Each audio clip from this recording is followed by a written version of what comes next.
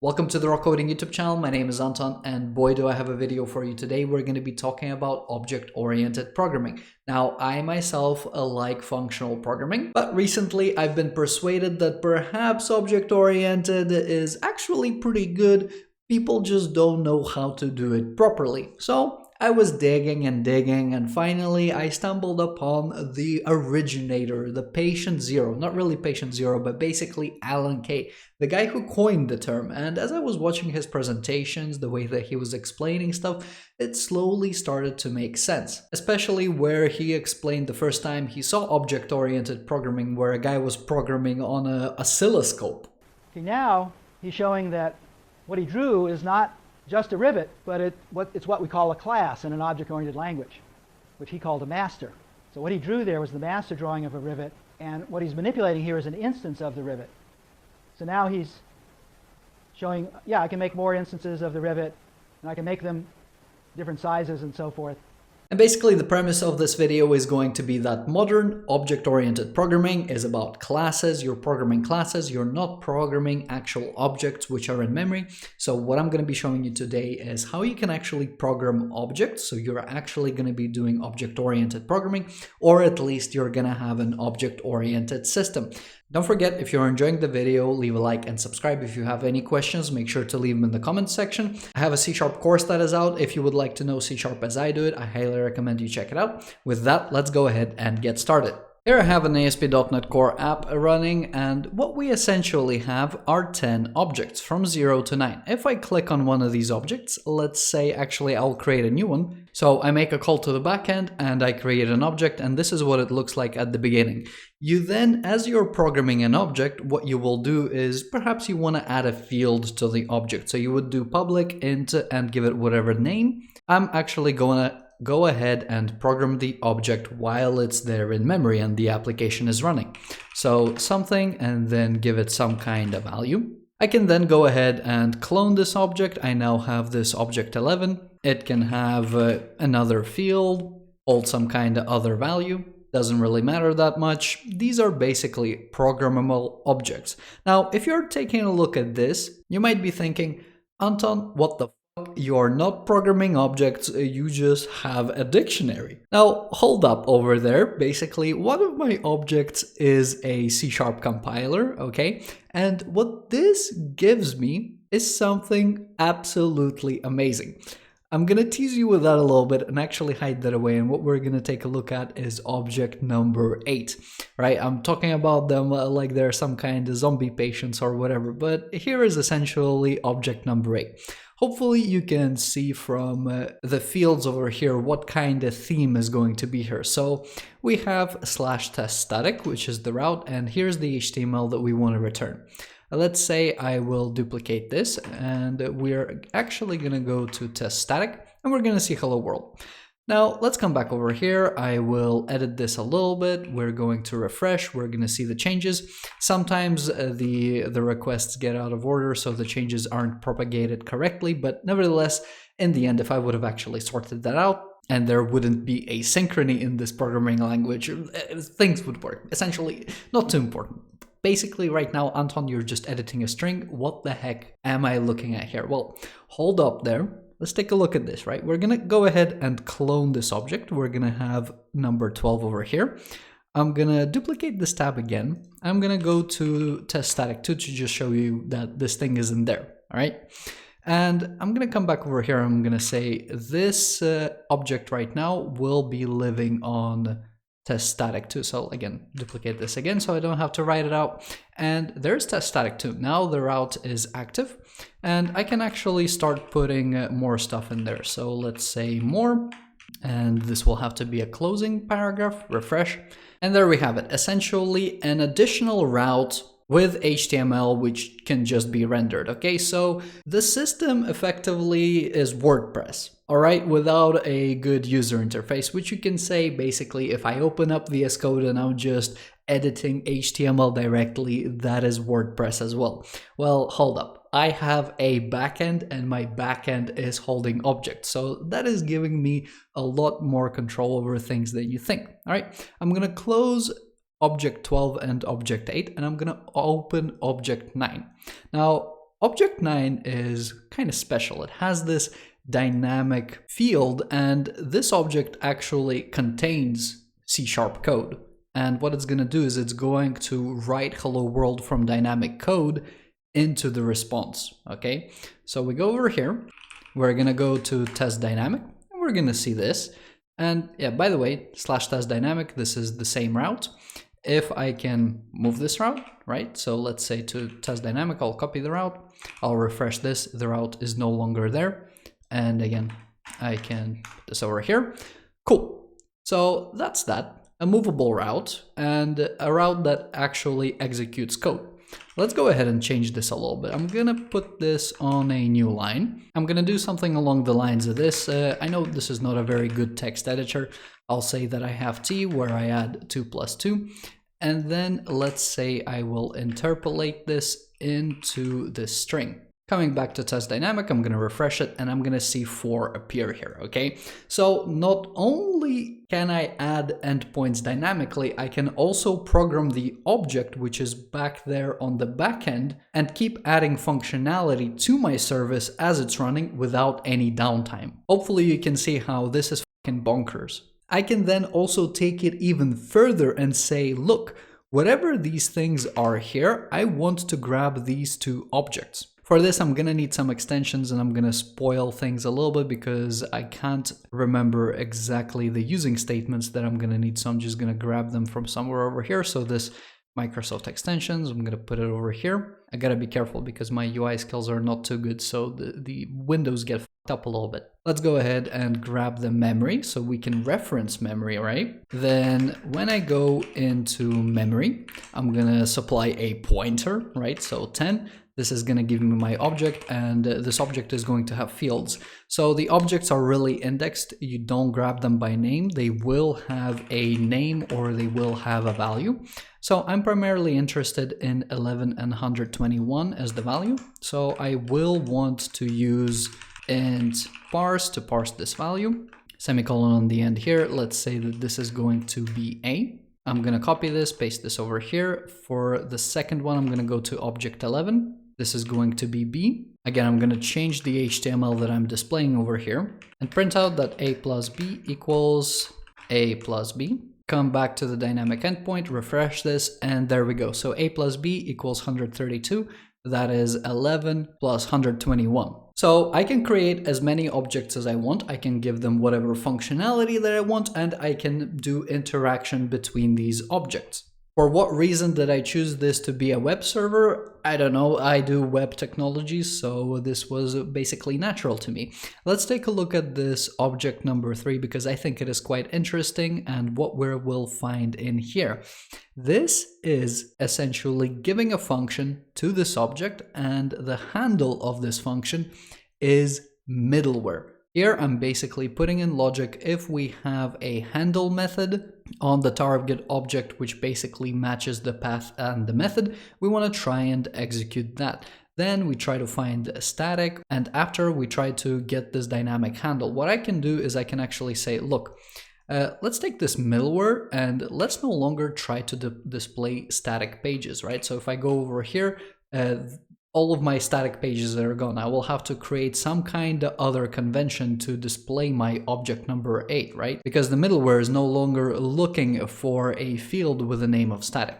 If I bring this back, again, I grab /test static, put this over here, execute this, and the page is back. So middleware is configurable through these objects. The endpoints themselves are configurable through these objects. I have actually gone ahead as far as saying, yeah, this object ID 1 is the compiler which is doing the compilation. So you can actually surface the compiler in one of these objects and have the object use the compiler to execute some arbitrary C# code, which I think takes metaprogramming to like a recursive level, which I don't think is something that you want to do. Object number 2 is the default update function. So this is something that happens every single time I change fields. So you can actually change the way that you update these objects.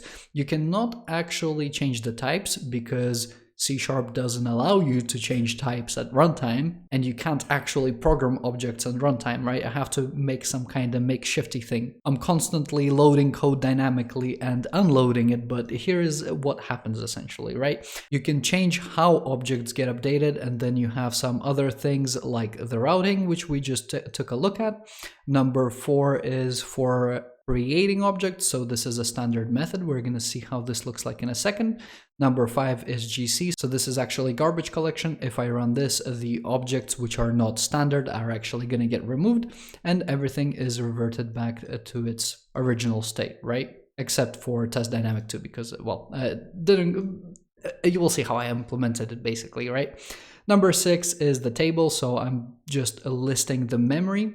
And then number 7, yeah, it's for cloning. One endpoint that isn't actually being hit is this update endpoint. Some fields that you have on this God object are update object and update object field. You're basically saying which object is going to do the updating of other objects and which field is going to serve as the source code for that updating. And then you can also specify which object is going to do the request routing, and again, which field is going to contain the source code for that. So here, for example, we have ID3, so we're delegating this object to be the router. This is the first in position, so counting from 0, this is the field which is going to contain the source code for the routing. Okay, so that's basically how that works, or the ideas. Now, if we come back to the code, here we have the table, we'll get to it, but we have 3 classes. Program CS, not too big, 113 lines of code, table, 300 lines of code, and then the ask helper, we have 100 lines of code, so 500 lines of code together. I basically have cloud functions with WordPress-like functionality, updates without downtime, etc. Let's see what I actually did. So I have the static files where, oh, actually, well, I forgot about index.html, right? This bad boy is 160 lines of code, vanilla JavaScript, all good. So program CS, all we're doing is we're registering table as to be a simulation for memory. Table is super simple. It's just a dictionary, and then it contains some default objects, which we will go over in just a minute. I have my middleware over here, which basically says if you're not trying to update an object, try to invoke the router. Otherwise, process next, which will either be the updating process or updating fields. And it's always default for objects 0, 1, and 2. So this is going to be the updating functionality, the God object, and the router. So you basically can't mess up your program in a way where you change how the program updates and then it's just infinitely an error. So the way that it updates for these objects is always standard, so you can't actually mess it up. So your application is always fixable. If it's not the update route and not something that we handle with an object, we just go to index.html, and that's pretty much the control panel, okay? As for the data structures that I have an object which contains some fields and some methods. Methods we don't really add there, but we can do something with them. Type, I kind of utilize, I really don't. Name, again, value, you've seen me use it. You can surface this stuff in the code that you compile dynamically. You have method, this is just something to hold a generic delegate, and I don't serialize it to JSON. And then message, message is for actually updating the objects. Now, what is happening in the table and what are the default objects? So the God object is basically just a reference to some other objects. The path and the method here are kind of legacy, they don't really mean that much. The update object and update object field point to this update field ref, which contains the default logic for updating. If you extend how objects get updated, this is the object and this is the field that you're pointing to. You can configure how your objects get updated. Then you have the assembly compiler. All I'm doing is basically assigning the execute method to the delegate, and I'm surfacing this later on. So the execute method, if you watch my plugin video, you're gonna know what's going on over here. Also will be important to know how I'm using the Roslyn library, so Microsoft Code Analysis C# package, for actually compiling code, emitting IL, and not having to move assemblies around. This is how I compile text of code. If you followed my automapper videos where where I showed you how to do this stuff. You're in luck, you know what's happening here. So this is those videos and the plugin video combined together. Every single time I execute code or that dynamic code, that piece of text, it gets recompiled. So the service is probably dog slow, but that's not the point here, right? So the process over here uses the loading context to compile the assembly, get the function, get the handle, actually invoke the handle with whatever parameters are being passed in, get the result, do something with the result, and then garbage collect the code that we just imported. So the code constantly gets plugged in and unplugged. That's really all that the assembly helper is doing. And by the way, if you want those videos, everything is going to be in the description. So that's the assembly handler or the assembly compiler. Update reference, this is the thing which again just has the default updating of the objects.